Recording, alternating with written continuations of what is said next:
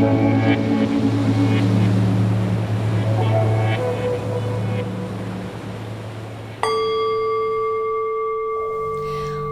to today's session. Today I have with me Stephanie, and she's really kindly volunteered to show you this mudra. So today we're going to look at mudra, which is a form of meditation technique. If you find the right mudra, it can be your sole practice. And like all of these techniques that I'm going to be showing you over the course of this channel, the techniques can be physical, or you can actually visualize them on the inside and they become more and more subtle over time. So today we're going to start with something called the Yoni Mudra. It's a really classical mudra, and great for concentration, great for physical relaxation, and great for kind of bring you back into your body awareness. So it's a really nice one when there's stress, and it's a really lovely one to kind of sink into.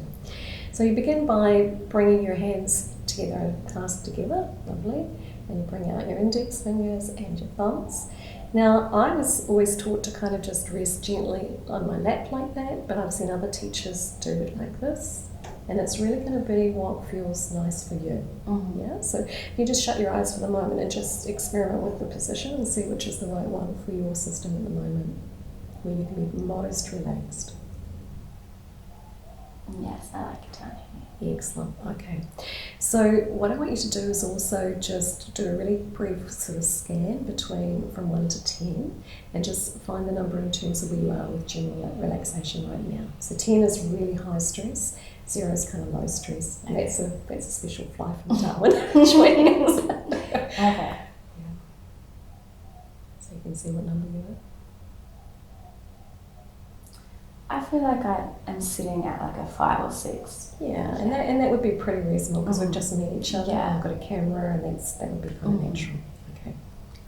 So what I'm going to do is we're going to go into this for probably not for so very long, because when you're with each other, probably a couple of minutes. So for the camera, it's going to be a couple of minutes of silence. So please join us with us. So clasp your hands, bring out your index finger and your thumb, and you can just sit with us and trial this yourself if you like. And what I'll do when we start is I'll ring the Tibetan bell, and you can just relax into that, and I'll do this with you. So we're meditating together, but we're also doing the same mudra. And then when I feel that you and I are getting a little bit bored, or we've done what we need to do, then I'll ring the bell and just come out gently. Okay, no problem. Okay? Okay, so I'll just come in.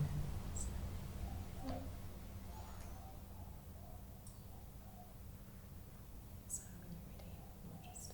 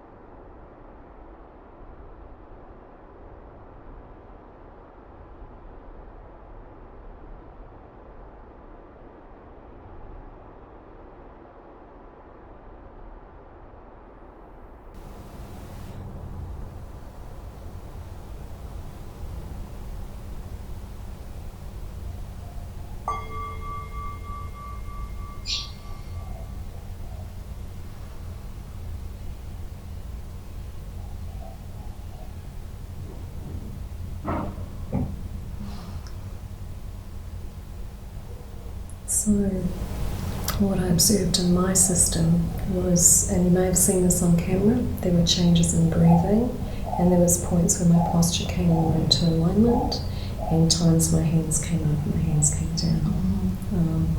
So there was kind of like some kind of grounding, but I felt my energy come back into my own system.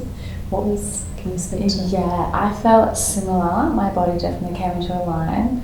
I felt moments of being able to relax, but then being dragged back into chaos, which is pretty early still. Yeah, so chaos in terms of thinking in the mind, Yeah. and then back into energy. Back into the mind. Yeah. So any change in the number at all? There doesn't need to be.